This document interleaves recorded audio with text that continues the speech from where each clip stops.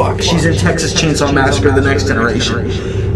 Bridget Jones, I don't remember the fucking actress's name. Renee Zellweger, I think that's what it is. She did a show that I don't even remember the name of, but I remember it was like this quirky, like offbeat, sort of Coen Brothers style dark comedy that was about like a real woman that murdered some people. And I remember hearing about like the whole true crime angle of like ooh, you know, true crime TV shows. That's like the hit thing right now. That's the big happening thing.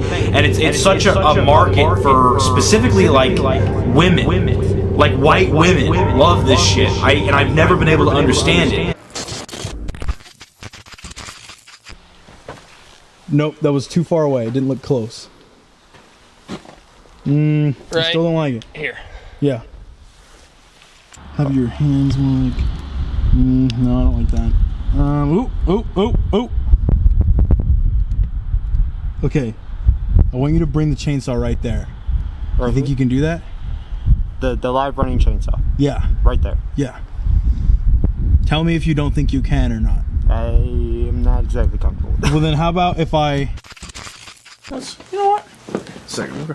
We've been doing some film classes. Let me see if this actually makes me sound a little better if I fucking... Come on, you swine. Edgar, what's wrong?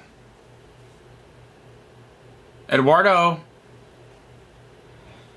My cat Edgar is really upset. I think it's just because my girlfriend's not home and he's normally she is at this time. Welcome back to Dante's Drive-In. I don't have much to talk about other than a bunch of things. I had been thinking a lot about how I rarely ever talk about things that are current, that are timely, that are hip and happening now. And I feel like that makes you guys less interested in what I have to say. So that's what I'm gonna do. I'm gonna talk about a show. Okay, Edgar. I'm gonna let you stay in here, you little fuck, but you need to chill out. You need to just relax. If you want to be in the video, you can be in the video. You're gonna mess this whole new initiative up for me. It's not even a new initiative, because I'm gonna do it once and I'm never gonna do it again. But it was something that I watched that had just come out that was like current enough and people were talking about it. I was like, fuck it. Let's get in on the hype train for that thing that is out that I watched. And I felt like because of the way that I discuss things in general with the fucking ADHD brain and shit like that, I would spiral off into talking about other things. And so I just wanted to go kind of like on like a granular basis and really just talk about something that I don't want to say I enjoyed, but it struck a chord with me and I've been thinking about it a lot since. And I thought about it a lot before it came out. And yeah, so either way. Today on Dante's Drive-In, we're going to be talking about Ed Gein, or what is it? I think it's actually called like Monster, the Ed Gein story. This is part of Ryan Murphy's Monster chronology, which was preceded by Monster, the Jeffrey Dahmer story, but I think it was called like Dahmer, the Monster Jeffrey Dahmer story. It was very confusing how they worded that, but yeah, it's basically the first season, and then the second season was the Eric, what the fuck are the names? The Menendez brothers. I know that. Okay, so full disclosure, I didn't watch the second season. Where do I come in on this at? Look, here's the thing. You guys come to me for honesty. You guys know I would never lie to you, and I would never insult your intelligence either, and I'd like to think you like hearing what I have to say, or else you wouldn't stick around and listen to it.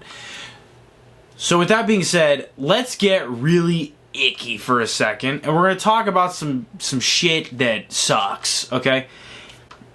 In a lot of my videos, you have seen like a bookshelf behind me, and those are actually my girlfriend's books. I read, but I typically read either comic books, I'll read Stephen King, I like to read poetry every now and again, I like to read screenplays, I like to read, every now and again, like a horror novel will pop up that people are really talking about, so I'll read that. Like when The Ritual was, everyone was talking about that, I read The Ritual. I love to read anthologies. I like to read kind of like classical literature though, like, you know, H.P. Lovecraft, Washington Irving, Bram Stoker, Mary Shelley, like these kind of authors. Granted, I listed a bunch that are pretty famous for doing horror fiction, but there's the common denominator there. So I don't really read a ton. My girlfriend reads so much. The two things she does is she fucking reads books and she plays Disney Dreamlight Valley. I don't play video games. I don't. I mean, like, I do, but so infrequently. I would never describe myself as a gamer. You see what I'm saying? She definitely is, though. She plays so many fucking video games. She plays those fucking Nancy Drew point-and-click adventure games. She plays fucking, like I said, as the aforementioned Disney Dreamlight Valley. She likes Animal Crossing. She likes fucking, like, weird Sherlock Holmes games I've never even heard of. She loves to watch people play video games. She's very much like a gamer, and she reads books. These are two things I don't fucking do, okay? But the other thing that my girlfriend is a huge fan of is, like, true crime. I used to say that I don't understand it. And I think I have struck a chord that I'm going to leave as like my thesis for this whole conversation at the end. So we're going to put a pin in that. We're going to say, you know, I'm even going to write it down right now so that I don't forget it, okay? Thesis. That will remind me. I used to think that I didn't understand the whole true crime thing because, like, let's talk about my logic behind it around the time that the Dahmer Show came out, and then I'm going to discuss my feelings about Dahmer. I swear to God, eventually I will talk about the fucking Gein Show. Basically, when Dahmer was coming out, I didn't want to watch it. I had no interest in watching it. I thought it was kind of fucking gross. I didn't like all of the fervor around the show. I just didn't fucking get it, dude. I didn't see why anyone would want to watch Dahmer. I didn't want to get into the territory where I start shaming people for watching it, but I just personally had no fucking interest in watching it, okay? My girlfriend really wanted to. Because she listens to those fucking weird murder podcasts and all that shit, and she loves to read about this stuff, and she's got the fucking serial killer encyclopedia on the bookshelf, and she loves to tell me about, like, I'll be talking about a movie I watched. This is going to be important for later when we talk about that thesis. You know, oh, this happened in the movie, and then she'd be like, oh, that reminds me of this thing I remember about, and she'd list the name of a guy, and she'd say what he did, and I just listen to it, and I'm like, God, why the fuck do you listen to this shit? But whatever, she does, and I love her to death, so I'm not talking shit about my girlfriend, and if you start talking shit about my girlfriend, I might just find you and kill you. Is that too far? Okay. So what I'm saying is, she would, like, tell me about these murder things, and I just don't like listening to them. I don't even like overhearing her podcasts. Not because they, like, upset me, but just because I find them kind of, like, irritatingly exploitive. I'm gonna put it that way. Yeah. So the Dahmer Show comes out, and it almost seems like the fucking final boss of murder porn bullshit.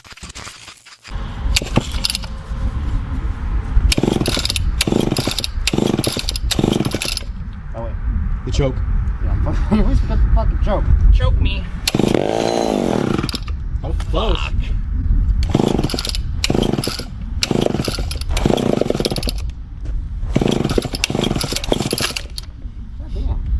I'm gonna fucking murder this thing.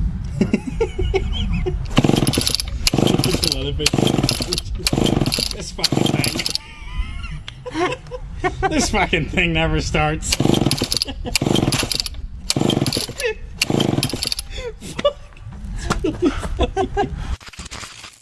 Either way, the fucking Dahmer Show comes out, and my girlfriend Brianna convinces me to watch it with her. And the thing about, before we get into all of this, is I went through a stint, maybe middle school to high school, and it wasn't frequent, but just every now and again, I would look up a certain serial killer that, like any of the famous ones. I wasn't sitting here reading about people I'd never fucking heard of, but like anyone that you'd know, you know, your John Wayne Gacy's, your Ted Bundy's, you know, whatever the fuck. And I would just read their Wikipedia cover to cover. And I would be so deeply upset the whole time, but it was fascinating. But that's the only way I wanted to interact with these things. I wanted to read them very matter-of-factly, non-emotionally, and just read the text, the facts of the matter, and understand that this was a historical thing that took place, and it was fucking awful, and then I'd put it in part of my brain to be like, yes, that is a thing that happened, that's a thing that can happen, and then I would move on from it.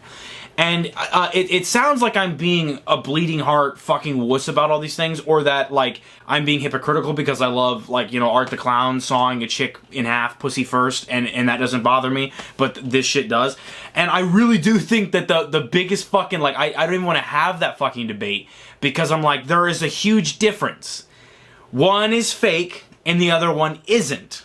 We're gonna come back to that fucking thesis, though. So that's why it fundamentally bothers me more, is that one is real and one isn't. And even though I love horror and I love gore and I feel like I can be a pretty angry person sometimes, or like a pretty sick individual, I still, at the end of my day, I'm not even saying like declaring it, it's just the way I feel. I feel like an extremely empathetic person. I don't like to think about, like, real people being harmed. I don't like to think about these things. So it is just a big fine line right there. And it's not even that my girlfriend, or I'm using her as a comp, but she's definitely not a unique individual in this sense. There's obviously millions of people that do the exact same thing that she does. It's not even that my girlfriend is, like, more twisted than I am, that she wants to interact with the true crime shit, and that she's even less, like, you know, Jason in a hockey mask don't really do much for her, okay? Like, I mean, like, she's, like, she's indifferent, I would say, is how I describe it. She's like, yeah, that's Jason, you know, my boyfriend likes that shit, but she'll watch it with me and she'll get a kick out of certain ones. But she's not, like, a slasher fan, you know? But she likes the right kind of slasher, she likes the right kind of horror film, but she really does like reading this true crime shit. Thesis. I just keep hammering it. I don't want to forget about it. As a person who had read Dahmer's, like, whole Wikipedia, that show made me feel a lot of different things. And I have not rewatched it since, and I never will, but I remember thinking that Evan Peters had a pretty great performance, that, for better or worse, the show did humanize Dahmer, but even more so, it did not shy away from humanizing and like really making an emphatic point to empathize with not just even the people around Dahmer, but specifically his victims. And I thought that was a great choice, and I felt like if you're going to do it and even pretend to give a shit, you have to do that. You can't just make it, you know, the Dahmer story. Obviously, you know, the victims are not going to be able to support an entire narrative, because at the end of the day they were just normal people, whereas Dahmer was an exceptionally abnormal individual, and that's what we're watching the show for. That's the interesting, quirky element that's like, I'd like to know more about that, you know? So I understand that I'm not some fucking idiot that's like, they shouldn't even be talking about him anymore, they need to talk more about the victims. It's like, okay, at the end of the day, there's a quote from a movie called Random Acts of Violence, which is a great film, but it has a theme that I would say I disagree with. And the theme is basically that the people who create horror, fiction, and gore and slasher shit are just as responsible as the killers who commit the acts of violence in real life. And we could talk all day about random acts of violence, because there's a lot that goes into that, and someone's going to say I'm misunderstanding the narrative of the movie. But no, I mean, like, I think it's pretty clear that the movie is saying that, like, glorifying violence in any capacity, even in a fictionalized context, is, like, irresponsible, or whatever the fuck. And I think that's stupid. But in the movie Random Acts of Violence, there was a quote that has stuck with me, and when I was watching the Dahmer Show, it made me think about it too, is that people, you know, at the end of the day, the list of victims are people who things happened to. And people don't care about the people who things happened to. They care about the person who did those things. Because that's the part of it that is abnormal, that you want to understand more. That thesis. Watching Dahmer was interesting because, like I said, it was a well-made show. You could never argue that it was boring. And I do think it brought up some interesting ideas. And I do think, for better or worse, it illuminated certain things that people otherwise wouldn't really be exposed to, such as the idea that the parents of said killer can be, you know, guilty of some things, of kind of like negligently leading that person to that life, but also at the same time, they'd be no more negligent or more responsible than your average parent that traumatizes their kid. So there are just kind of sometimes people who lose their way more than others. You know, for instance, the abuse or whatever that Dahmer experienced as a child, if we are to understand it correctly and believe all aspects of it, is no different. In fact, you know what? I'll go ahead and go this far. I was treated worse, and I didn't kill anybody. That you know of. Dahmer was not an exceptionally abused child. It wasn't like, oh, well, no wonder he turned out. It was very much like, no, like there's things you can point to, but it was never like the one thing that's like, that's what did it, you know? There was never the Rob Zombie's Halloween family dynamic that was just like, well, no fucking shit. He showed all the goddamn signs. There were things that's like, okay, well, now in hindsight, that's a little alarming, but at the time, it's like, that's not really that different or that bizarre than what other kids do. So I thought that was interesting, and I thought that was an interesting idea to bring up. The nature versus nurture thing, especially by this fucking third season, I mean, like, we're over it. And I honestly don't even think it's that much more interesting of a conversation to have, because we basically know that it's both. That sometimes people are predisposed to be a certain way, and sometimes people are turned into a certain way, and sometimes it's both, where they have the predilection to be that way, and then there's just simply other things that push them further that way. So, and then there's people who also, like, probably would have been fine, but you just see that they're the context with which they're born into and raised in left them with really no other chance of being anything else, you know? So that's an interesting idea to a point, but it's also, like, not doing a whole show that's like, that's what we're really trying to get into. It's like, yeah, but at the same time, you are just looking at an icky, gooey, dead body, and you're fascinated by the morbidity of it, okay? So, like, it's you know, everyone slows down to look at a car crash, that whole, you know, fucking philosophy, and we're gonna come to this thesis eventually. I'm gonna try and do my best to stop talking about it, because I can get being annoying, but I also, like, it's a lot of what I'm saying is going to be reiterated during that thesis, so I hope you're taking notes. What I'm saying is, the Dahmer Show, at the end of the day, I felt like was fine. I think that people inevitably were going to take the wrong things from it, such as, I'm going to dress up like Jeffrey Dahmer for Halloween. And I don't even want to say that you're like a fucking bad person if you did that, but I just know that I wouldn't, and that if I saw you dressed like Dahmer, I'd be kind of like, you know. But I have a painting of John Wayne Gacy on my wall, and we're going to come back to that later too. It's like I said, it's a complicated, murky topic with a lot of, I think you could call it, gray area.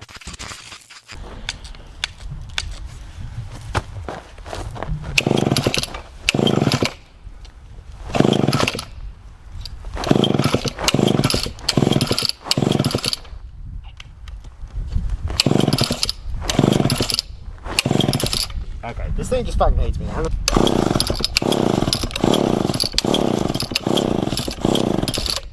You messing with the choke? Yeah. You got it all the way out? I got it all the way out now. Have it in the middle.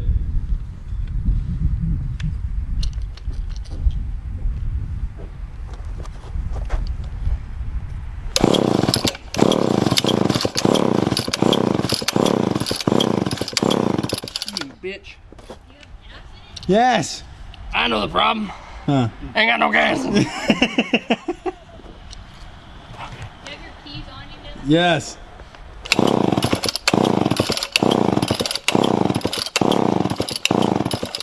You're a whore. Let me do it. Let me do it. Are you going to the car? Yeah. Here. His sunglasses okay. I dropped them.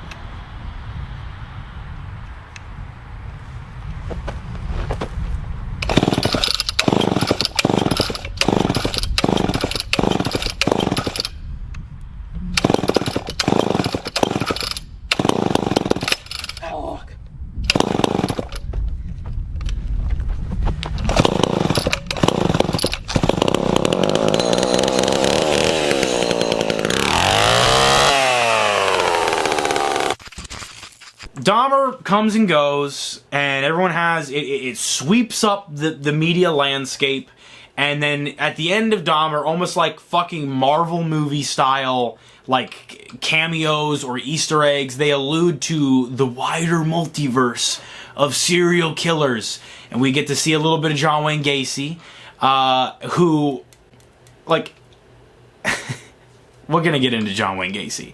We see a little bit of Ed Gein, and then everyone was saying, like, oh, the next 2 seasons they're gonna start branching out to these other killers, you know?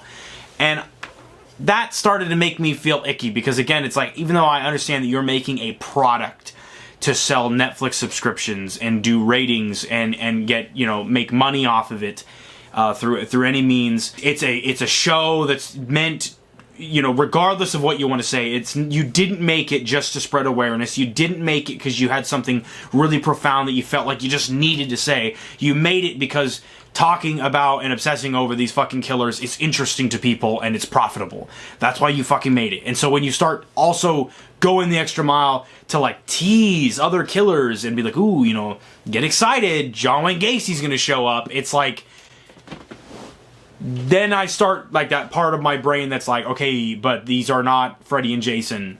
They're real people. I live in Iowa. John Wayne Gacy, he, for a long time, was in Waterloo, Iowa, and he ran a KFC down there. I don't remember if he killed anybody in Iowa. I'm not an expert on these things. These things are and they're not that old, either. They were recent. And it's even though it's like, yes, it's an isolated thing, and all the bullshit I can say about how it's not like a systemic problem, really. It's just kind of these fucked up things that happen and are a fact of life. It still just does not sit right with me to be, like, excited to watch these things. So I think we've covered that. I didn't watch the Menendez brother thing because I don't give a shit. But now I think we should probably start talking about Ed Gein.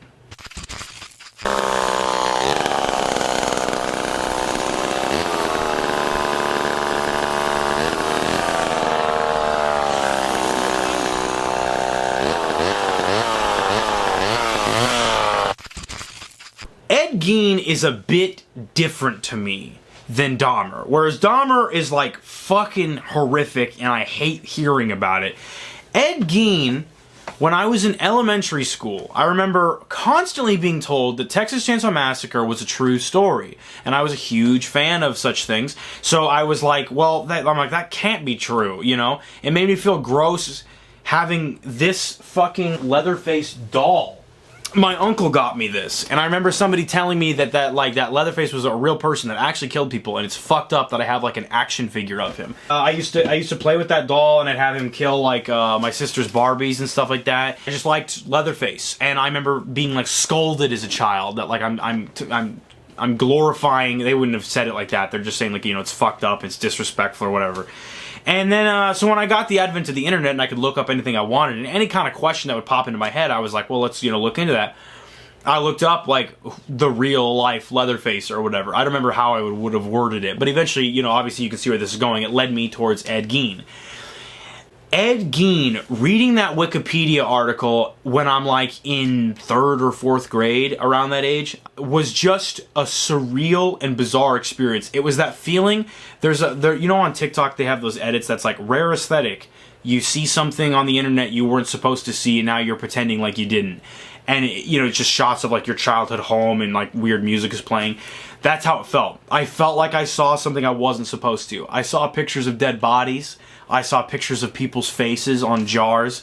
I saw, you know, I read vivid descriptions of women's pussies that had been cut off and put in a shoebox that he kept under his fucking bed, you know. Read all these things, and then I read that he was the inspiration for Norman Bates from Psycho. That he was obviously the inspiration for Leatherface. He was the inspiration for Buffalo Bill from Silence of the Lambs. All things that, of course, the show that we're about to discuss touched upon. But the interesting thing I remember catching, that I think everyone should know by this point, is that Ed Gein never used a chainsaw. Ed Gein probably wore people's faces, but not that we ever saw him do. Like, he had people's faces in his house that he had cut off, and so we can assume he probably wore them. That he was definitely, like, making articles of clothing out of human skin that he was going to wear or had worn before, you know, and he had the weird thing with his mother, whereas the Norman Bates thing comes in, and whatever. And I know there's even like misconceptions about like how truly inspired these things were from him, but I mean, at the end of the day, the prevailing idea within the public consciousness is that Ed Gein, his crimes were discovered, and then, you know, he did all this stuff. But then all these movies and things happened inspired by him. That's all fine and dandy, but the real interesting thing to me as a kid was like, never killed anyone with a chainsaw. He was like this weaselly little guy, and also we don't even know if he actually fucked any dead bodies.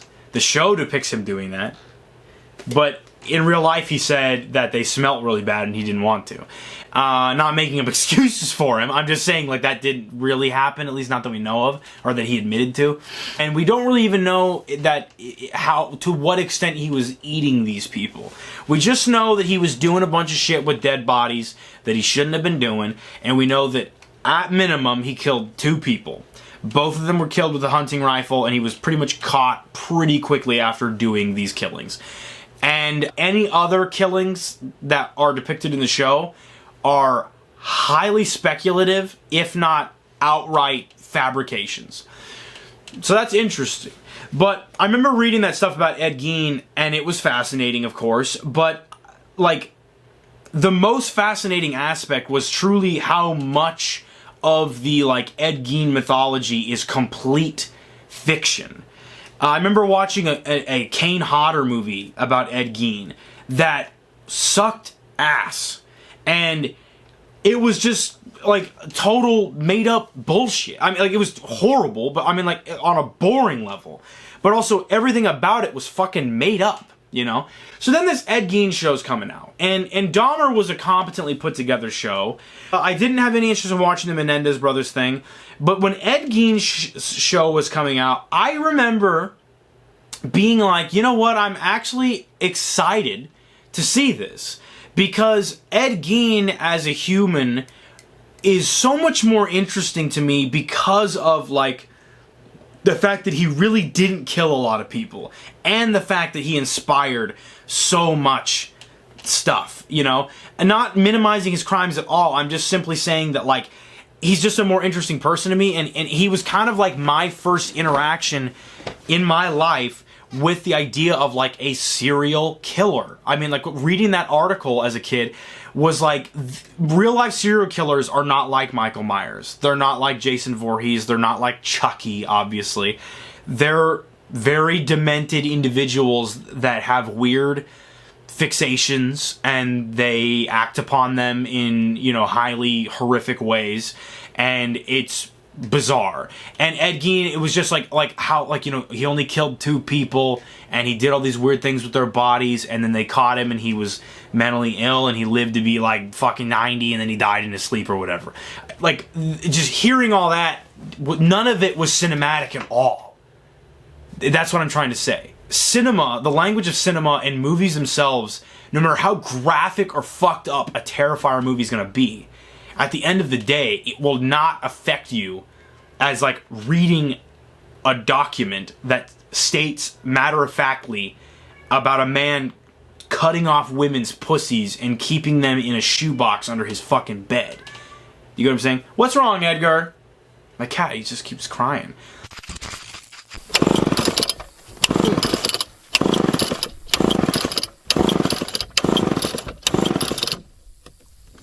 Put the switch down. Huh? The switch needs to be down, I think. Like that? No, the little, like, the little lever. Oh, that's the off button. Is it, does it say off down there? Yeah. Oh, okay. I guess you got it right.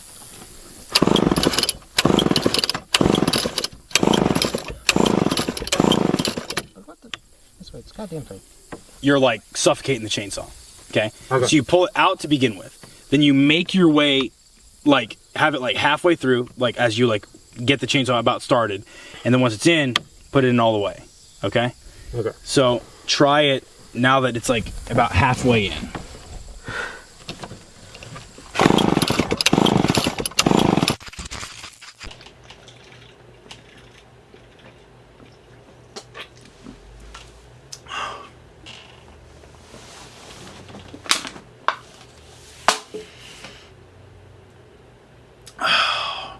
Come here, baby. Oh, yeah. You don't like serial killers, do you? Mwah. They scary? My poor Edgar, he's so sad. Go play. You're okay.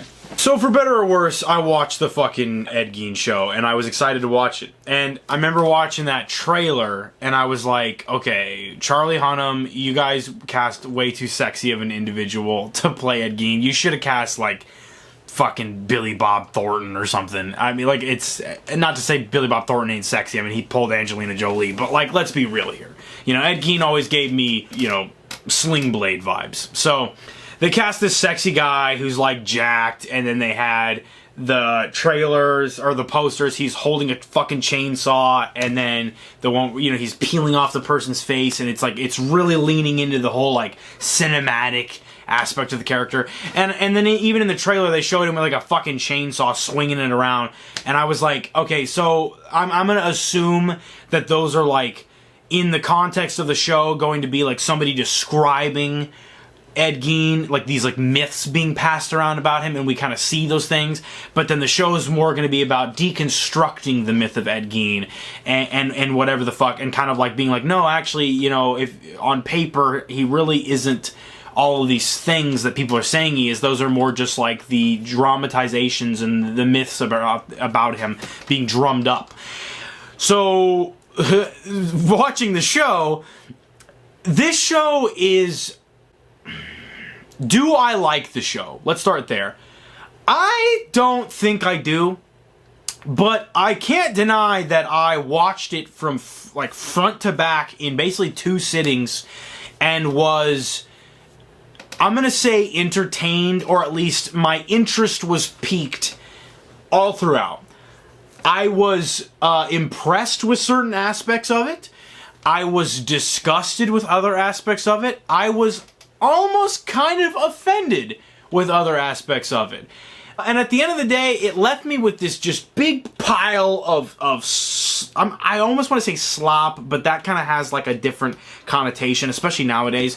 So this big pile of mush. How about that? It's a big pile of mush that has people fucking dead bodies and fucking fetish sort of obsessive bullshit happening, and gore, really like lingering on the gore and the almost the sadism of things, and a great deal, a copious amount of allusions to other people that Ed Gein really had nothing to do with. Names like Ilse Koch, or the bitch of Berkelich, or whatever, the fucking Nazi lady that, you know, made lampshades out of Jewish people and stuff like that.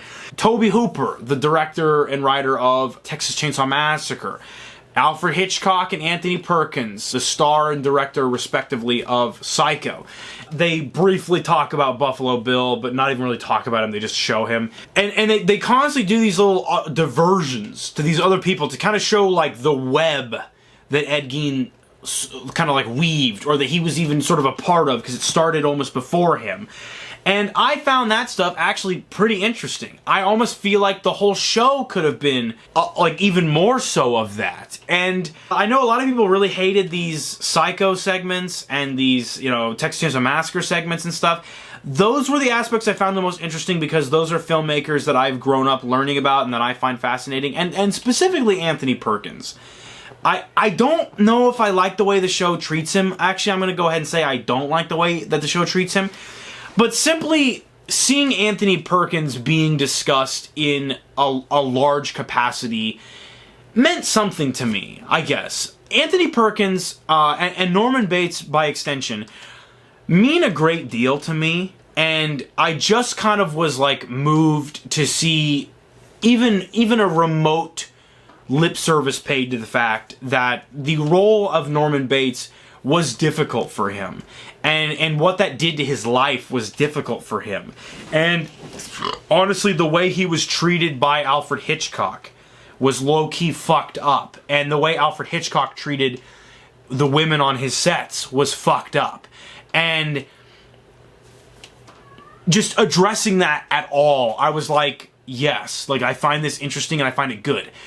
But I will also say, not but a month before this show came out, maybe even 2 months, just a spur of the moment thing, because I was on this Psycho kick for a minute. I really wanted to watch the movie Hitchcock, starring Anthony Hopkins, who also coincidentally played Hannibal Lecter, which is in Silence of the Lambs, and it's, what is it, Ouroboros, okay?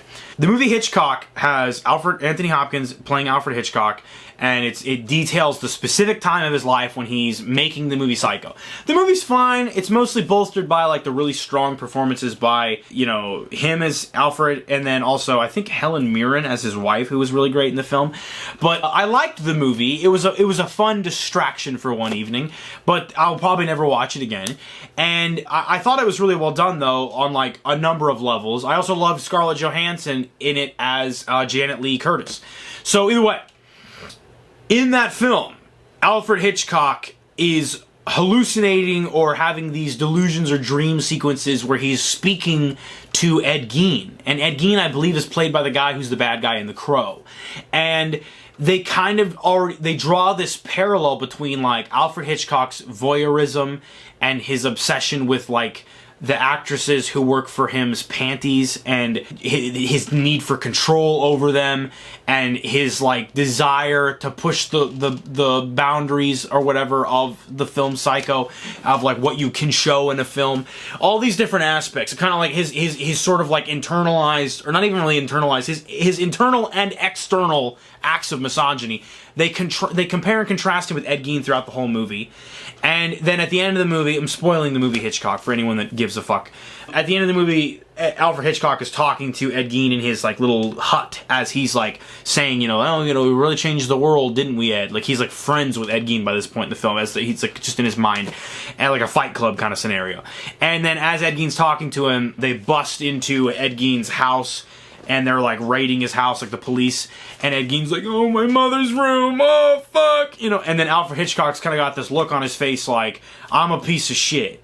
Like, I've been almost idolizing and obsessing over this man, and it's because we're very alike in many ways, but at the end of the day, I do not want to be him. That's kind of what I took from that scene. It's an interesting idea, for sure, and the movie definitely, like, even though it criticizes Hitchcock and it brings up these bad things that he did, it doesn't go as far as I think it should. I think it should have gone farther with the Alfred Hitchcock criticisms. I think Alfred Hitchcock was a shitty person, and I think that his films, at best, were groundbreaking, but they don't hold up. Although quite a few of them don't.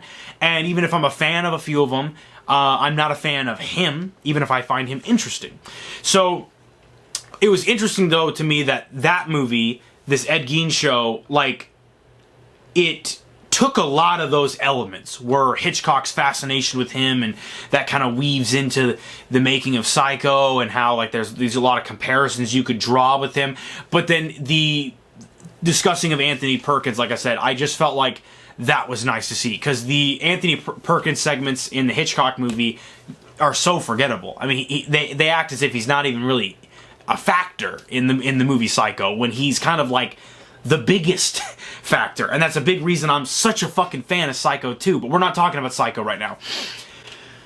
So the Ed Gein show touches on that stuff, and I found that stuff interesting, even if I felt like the guy playing Hitchcock was just like a laughable fat suit, and the performance was fine, but whatever. So those segments are take 'em or leave 'em, but I found them interesting. The Texas Chainsaw Massacre segments, I loved the guy who was playing Toby Hooper, and I really enjoyed those segments also. But what they did was they kept framing Ed Gein in these highly fictionalized scenarios, and rather than treating them like, we're trying to mirror, we're trying to kind of combine the truth of Ed Gein and show an honest depiction of him as a guy, but then also, like, parallel that with the myths of him, so that you can kind of distinguish between the two and see, like, that these are fake and this is real, and the real story is in many ways kind of more interesting than the fake bullshit we're making up. The show doesn't do that. The show explicitly depicts Ed Gein murdering two men with a chainsaw. Something more than likely that never fucking happened. The show depicts him murdering a teenage girl who they cast to be an adult woman. Allison Brie, I think is her name, the TikTok lady. She's in Thanksgiving. And they give her, like, a sexy matching bra and panty set. Like, they really I don't know if I want to say sexualize her, because it's, you know, just her being in her bra and underwear is not inherently sexual, but it's hard not to perceive it that way with just the way they light the scene and they frame the scene.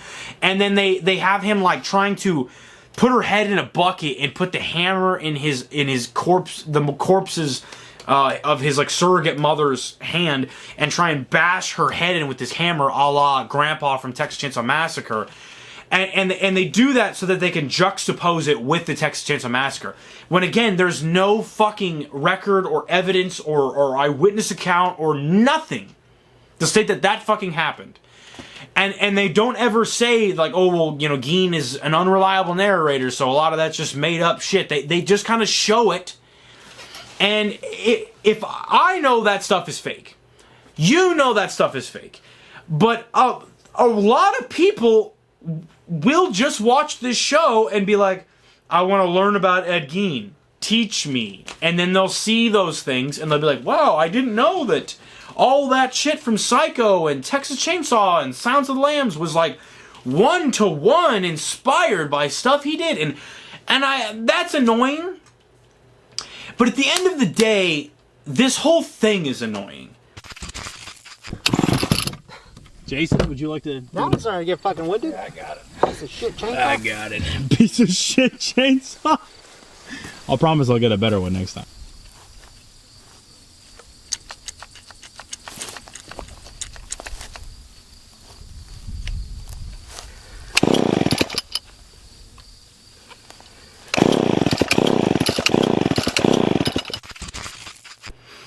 Before I touch upon my thesis, when I say this whole thing is annoying, the glorification of these real fucked up people and turning it into a show that we anticipate to release and all these things makes me just feel fucking gross, and I don't like it.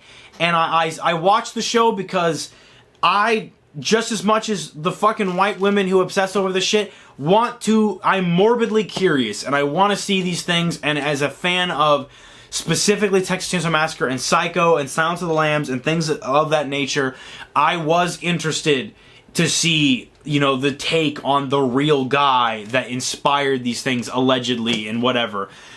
And I was disappointed, you know, in these things. I want to touch real quick just to say that Charlie Hunnam as Ed Gein, his performance was not bad, but it was laughable. The voice was too much. He's not the right build.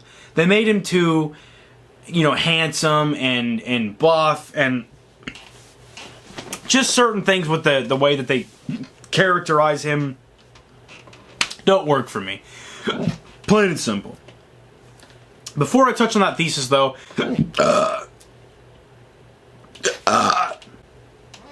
I'd like to grab another beer, and then I would like to bring up the things about the show that I did like, which is a couple things.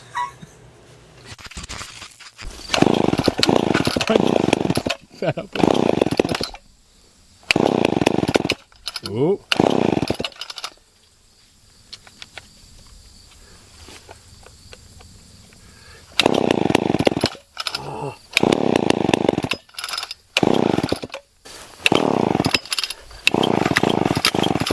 Don't break my string. I'm not.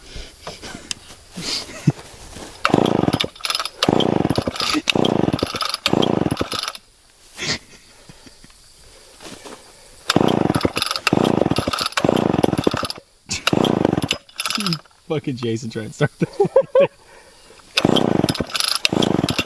God damn it, I stopped fucking people to murder and I can't get the fucking thing started.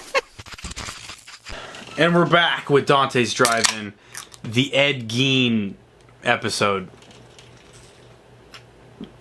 Oh. Okay. So the character of Adeline in the show is entirely right out of their ass. Just right out of their ass. Complete bullshit. 100% made up. With only the flimsiest of connection to reality. And I fucking love this character. I did. As a television character. Don't know why. I loved this character. I think she was the best thing about the show. And when I started to watch it just as a fucking weird show about a guy that fucks dead bodies and about, a guy that wears people's faces and kills people with chainsaws, who inspired a bunch of other fictional killers. I started to just enjoy it the way it was crafted, and with the ideas that it was trying to get across very clumsily, and dozens of ideas all at the same time. And I came to the conclusion that I enjoy the show, as a fucked up, gross, icky, sick fuck show. I enjoy those things. I enjoy looking at sick fuck bullshit. And it started to awaken me to that thesis that we're about to touch upon. But I really enjoyed the character Adeline. I thought it was a very interesting idea of this very demented man who can basically be understood and related to by nobody, having one person whom is not as, disgusting as him, but is just as depraved as him mentally. And they have an understanding with one another through that. And again, this is all fiction, and it's fucked up to be doing it about a person that was real. And it in no way speaks to reality, but it spoke to my heart in some way. And not in a touchy-feely way, but in a I'm into this, and it's doing something for me, and I'm not hating the way that it's depicted. And I just liked that character. I think specifically the episode of the show that I almost enjoyed the most was the episode Ice, which was the 5th episode, I think, and it was the one that kind of focused on Adeline the most. I just found that character fascinating, and if I gave more of a shit and had more of energy within my body right now, I would sit here and discuss why I enjoyed the character so much. But I really do think it was just a very interesting depiction of a woman who is sociopathic and who lacks the ability to empathize, and who is fascinated by things like gore and sadism and cannibalism and necrophilia and whatever the fuck, and murder, and who has a rage within her and a deep desire for personal success and for personal happiness, and she wants things, and she's a master manipulator both of Ed but also of everyone around her. And I felt like the show kind of just didn't know what to do with her at a certain point, because at the end of the day she's a made up character for the show who then became not useful anymore, because it was okay, well, now let's move on back to the made up Ed Gein parts of the show. And then they just kind of fizzled out with her. But I liked that character.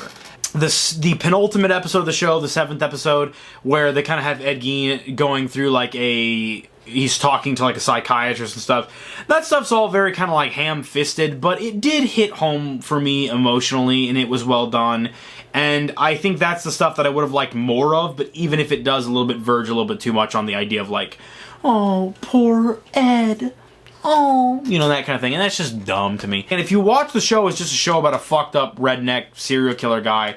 It's pretty well made of that caliber.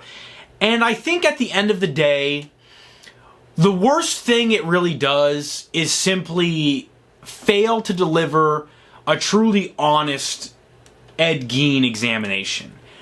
And what it does instead is examine the myth of Ed Gein as an idea.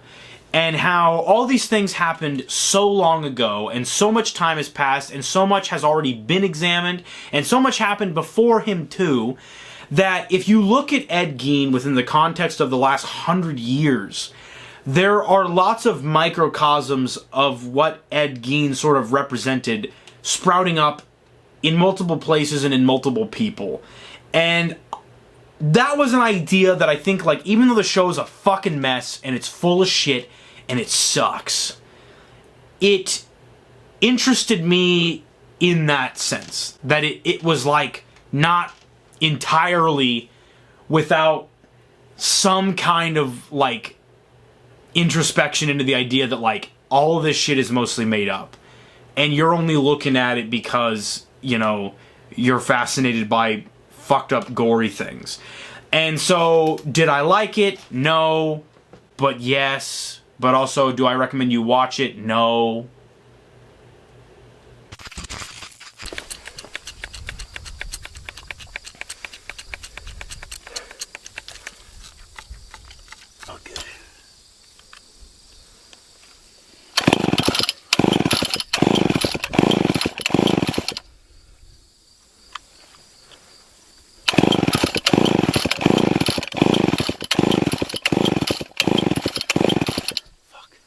chainsaw's cooked.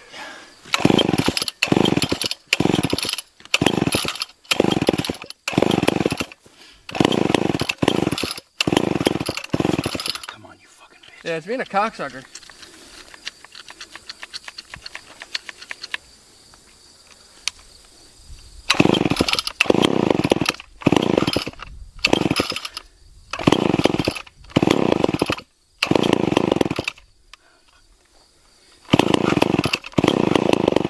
Ah, it's so close. I know. Dude, that's where I was at too.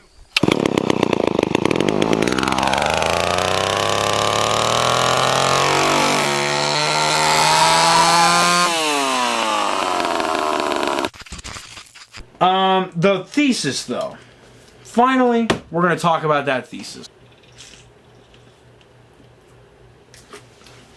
My whole life, as long as I can remember, have been obsessed with slasher movies and horror movies and murder and gore and violence and fighting and whatever the fuck. And those are all because I was abused a lot as a child. Not trauma dumping, I'm just simply bringing up that me watching horror films and stuff has always been like my comfort space. I see Michael Myers or Dracula and I just want to give him a big old hug. And those are like, you know, like spooky, fun, you know, goopy stuff is like, it's fun for me. It literally is like I will put on Texas Chainsaw Massacre to fall asleep to because it's a comfort movie for me. And I think a lot of people can relate to what I'm talking about. I just find comfort in these evil, twisted characters. Not because I myself am that way. In fact, I'm almost nice to the point that it's harmful to me. You know, I let people walk all over me at times. And I've gotten better with it and whatever. But at the end of the day, I really just like spooky stuff. I like scary stuff. And those things are how I make sense of the world around me. And I think a lot of guys do the same thing. A lot of women do it, but I'm speaking specifically to the guys as part of my thesis.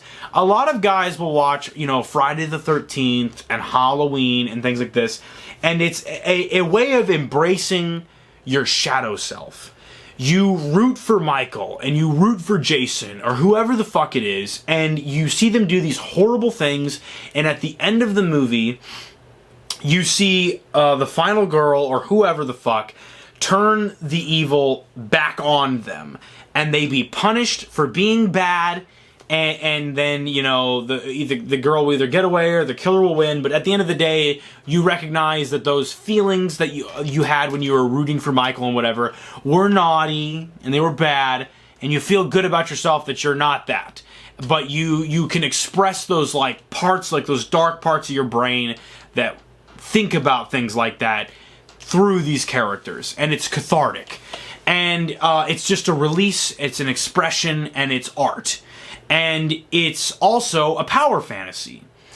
When men watch slasher films, you like the idea, and I'm saying this as a man that watches them and enjoys them, you like the dominance and the control and the power and the you can't stop me.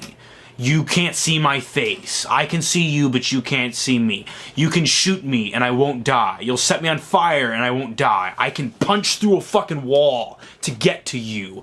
And I'm like sexy with the way that I'm so strong and so mysterious and I don't feel pain and whatever. It's a power fantasy. And again, that's embracing the shadow self to look at those things. When I look at real-life serial killers, they don't make me feel that way. They make me feel icky and awful, and maybe that's a really dark part of my brain that's like, I don't want to be like them, but because I relate to like Michael and Jason and stuff, I feel like there's part of me that is. But at the end of the day, there is such a huge line between Michael Myers and John Wayne Gacy. I have a painting of John Wayne Gacy on my wall for a variety of reasons. I find John Wayne Gacy fascinating because he terrifies me so much. John Wayne Gacy preyed upon young boys. And John Wayne Gacy was from Iowa. John Wayne Gacy was a clown. John Wayne Gacy was a very big man. And he was evil. Like, let's not mince words. Let's not say he was misunderstood or he was mentally ill. because he was, but at the end of the day, what he also was fucking evil. And so I look at that painting, and it unnerves me. Every time I look at it, no matter how many times I've seen it, it unnerves me. But as a kid who was around men that made me feel afraid and made me feel powerless and things like that, the idea that like a John Wayne Gacy could find me and prey upon me and like that would be the end of me frightens me so much that it strikes a part of my heart that I can't like explain or quantify or put into words, that I obsess over him, where I want to learn everything about him. And John Wayne Gacy, I think, I don't know why specifically him. I jokingly will refer to him as my favorite serial killer just because he's the one I know about the most about, and I have that painting. And it's also a conversation starter. Like, all the things I'm saying to you right now, I would say to somebody if they came in and they're like, what the fuck is that? Why do you have that? I'm like, yeah, because of, whatever. And then we'd have a great conversation about how interesting of a deal John Wayne Gacy is. And we can have conversations about life and death and morality and nature versus nurture, things that are more interesting to bounce off of another person with, rather than just have explained to you through a show. And so that's why I have that painting. And it's also just kind of funny because it's such a fucking bizarre thing to own. What I'm saying is, that's why I have it. And so I thought a lot about why my girlfriend likes true crime shit and serial killer shit. And I hope some of the ladies in the audience, if there are any of you out there, will understand what the fuck I'm talking about. But maybe I'm wrong. I think that the same reason that men like slasher movies with fictional serial killers who are invincible and can't die and whatever the fuck, women like reading and watching stuff about real life serial killers and true crime and shit for similar but also vastly different reasons. I think they like looking at that stuff for the same reason I own a painting of John Wayne Gacy on my wall, where a part of me that is traumatized and fucked up and not over the things that happened to me as a child, I get catharsis from watching fictional torture and murder and whatever. I think women find some catharsis and some peace of mind in watching true crime shit, because it almost in a way, I don't want to say desensitizes, but prepares them for those things in real life. The idea of John Wayne Gacy preying upon me as a child is really only real to me as a child, and that single feeling is felt dozens of times a day by every woman ever. Every man that she's around, she feels like she could be a victim to. Like, if he decided that he was going to rape and murder her, he just kind of could. And that's a horrific reality that, like, us as men can't really ever quantify or empathize with. I can kind of understand it simply because of the way John Wayne Gacy made me feel. But, like, that's only one example, and it's honestly, you could argue, a fictional example, because John Wayne Gacy is dead and has been dead for a very long time.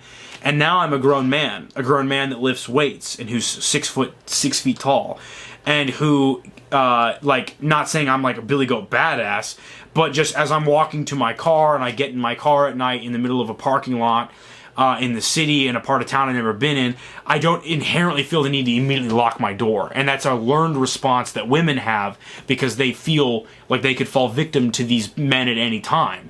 And so they like to look at these things because it prepares them. It puts them at ease. It lets them understand those things, and it makes them feel a bit more in control of those things.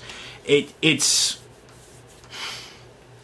I think I made my point, That's kind of the thesis. So my girlfriend likes looking at these things for that reason. She finds it fascinating. She wants to understand what makes these people, where these people lurk, the kinds of people they target, the kinds of people that survive these people. Those are the things that interest her. Whereas I am a man, and I deal in the realm of fantasy. Sorry, my cat's on here and I'm wanting to rub his belly. Ouch, Edgar. I'm a man, so I want to deal in the realm of fantasy and of power fantasy and with whatever. And because those are the things that trigger my lizard brain. whereas she's going to be instigated by different things. So guys out there, if you're watching, if you have a girlfriend and you can't understand why she's just not as into Friday the 13th as you, maybe that's what it is. Maybe I'm wrong completely. I would love to have an actual open dialogue. So don't say like, you fucking idiot, you fucking stupid bitch, clearly this and this and this, or whatever. Don't try and knowledge me. I am open to being said that I'm wrong about something. But I just think it's something that is true. It's the way that I make sense of things, and it's the way that certain characters can do something for me that they won't do something for someone else, and that's just rooted in experience. And I think men and women obviously have two vastly different life experiences that allow them to be interested in or amused by or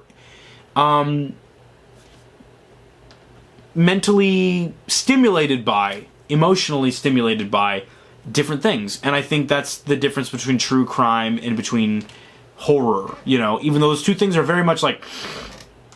You will find a lot of women that are like horror fans and also huge true crime fans. It is a much smaller number of men that are that. And I think it's because of what I've been talking about. I don't know if I have really any other thing left to say, so I'm going to cut this one off. I thank you so much for watching Dante's Drive-In, my Ed Gein special, which also ended up being like me covering a bunch of other things. And I hope you guys watch my next video. I'm sorry that it takes me so long to make them. I'm the only writer and director, editor, producer, star. Basically, these only get made if I choose to get them made. And I don't get paid to do this shit. I do this for the love of the fucking game, bitch.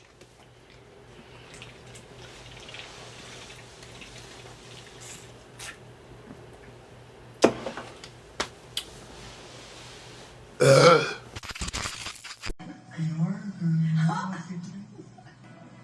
know what would make this better? I had something once really hit the spot. I had some wine. What do you think of the Ed Gein Show? It's wine that you want. It's not even about Ed Gein at this point.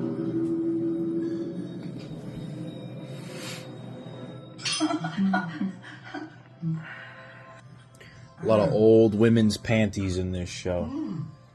Oh, yeah. Devin's loving every second of it. So, what do we do now? Well...